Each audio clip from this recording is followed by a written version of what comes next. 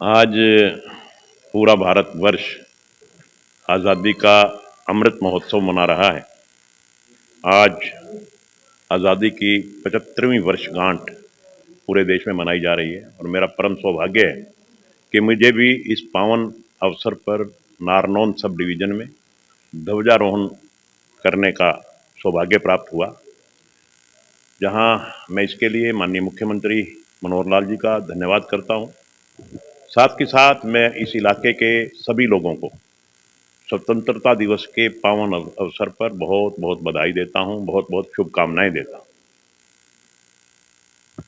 मेरे लिए और भी विशेष सौभाग्य की बात यह है कि इसी धरती पे मैं पैदा होकर के इसी धरती में पल बढ़ के बड़ा हुआ हूं।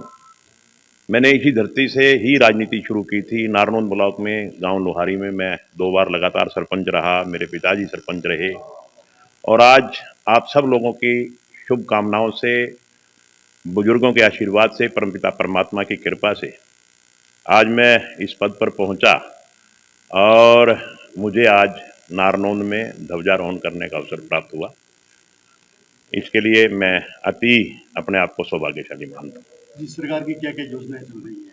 सरकार की योजनाएं मान साहब अभी मैंने पूरी आपको डिटेल वहाँ एक-एक बात आपको बड़ी विस्तार से मैंने वहाँ बोली है और आप जानते हैं कि जब से ये सरकार बनी है जीरो टॉलरेंस पे काम कर रही है। चाहे नौकरी की बात हो, आज पूरी की पूरी नौकरियां मेरिट के आधार पे दी जा रही हैं। जिन नौकरियों में पहले काफ़ी कुछ घपले चलते थे, कहीं रिश्वत चलती थी, कहीं सिफारिश चलती थी, ये सबसे बड़ा फैसला हरियाणा सरकार ने, भारतीय जनता पार्टी की सरकार ने लिया है। आज किसी भी बच्चे को नौकरी लगने के लिए कम से कम किसी के सिफारिश के लिए नहीं जाना पड़ता, ना कहीं पैसा चलता है। खर्ची और पर्ची बिल्कुल बंद कर दी है। मैं समझता हूं कि यहाँ इसमें जहां आम आदमी को न्याय मिलेगा, गरीब से गरीब आदमी जो आखिरी पैदान पे खड़ा है, अगर वो योग्य है तो उसको योग्यता के हिसाब से नौकरी मिलेगी। वहां मैं समझता हूं कि इससे देश का कैरेक्टर भी बनता है।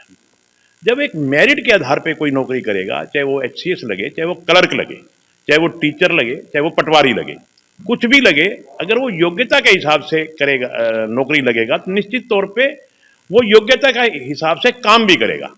एक ऐसा बच्चा आ गया जिसको 10वीं में 3rd क्लास से पास हुआ और उसको लगा दिया किसी अच्छी पोस्ट पे, ना तो उसको समझ ना उसको पता, तो उससे देश आगे बढ़ नहीं सकता। ये बहुत बड़ा फैसला है और इसी के साथ आज हर क्षेत्र में, चाहे हम किसी भी क्षेत्र में लें, अगर मैं सड़कों का जिक्र करूं तो इस सरकार ने पूरे प्रांत में, ना केवल प्रांत में, पूरे देश में सड़कों का जाल बिछा दिया है। मैं कल कुरुक्षेत्र गया हूं। कुरुक्षेत्र जाने के लिए हमें पहले जींद, फिर कैथल, फिर कुरुक्षेत्र जाना पड़ा था। मैं महम से 152D पे चढ़ा और 1 घंटे में महम से कुरुक्षेत्र पहुंच गया, 1.25 घंटे में। मतलब इतनी फास्ट सड़क। देखो ऐसा है, सड़कों की बात जहां तक आप कह रहे हैं बिल्कुल सही है। सड़कें टूटी हुई हैं और बरसात के मौसम में हमेशा टूट जाती हैं, क्योंकि हमारा सिस्टम कुछ ऐसा है, तारकोल की सड़कें होती हैं, तारकोल का और पानी का आपस में सिस्टम ठीक नहीं है, तो सड़कें टूटी हुई हैं और मैंने इसके बारे में विधानसभा में आवाज़ भी उठाई थी। देखो, जो प्राकृतिक आपदा है उसका तो हम कोई मुकाबला कर नहीं सकते, मगर सरकार की तरफ से पूरे प्रयास किए जा रहे हैं कि जल्दी से जल्दी पानी की निकासी हो। और मैंने तो ये भी कहा है सरकार से कि इसकी स्पेशल गिरदावरी करा के जितना भी नुकसान हुआ है किसान का, उसका मुआवजा दिया जाए और पानी की निकासी जल्दी से जल्दी करवा के, ताकि अगली फसल ठीक टाइम पे बिजाई हो सके। सर, आपके गांव में पानी के पीने की समस्या है। एमएलए साहब करोड़ों खर्च करने के बावजूद भी आज नलकों से और खेतों में से ट्यूबवेल पे पानी लाने के लिए मजबूर है। ऐसा क्या है? नहीं, ऐसा है, कभी समस्या थी। अब भाखड़ा का पानी आने के बाद मेरे ख्याल में तो समस्या नहीं रही। अब क्योंकि हमारा जो चैनल सिस्टम है वो भाखड़ा से हो गया, अब वो सिस्टम नहीं है कि कोई समस्या हो। अब समस्या ठीक हो गई, समस्या दूर हो गई। अब पीने के पानी कोई कमी नहीं है लोहारी में, कम से कम।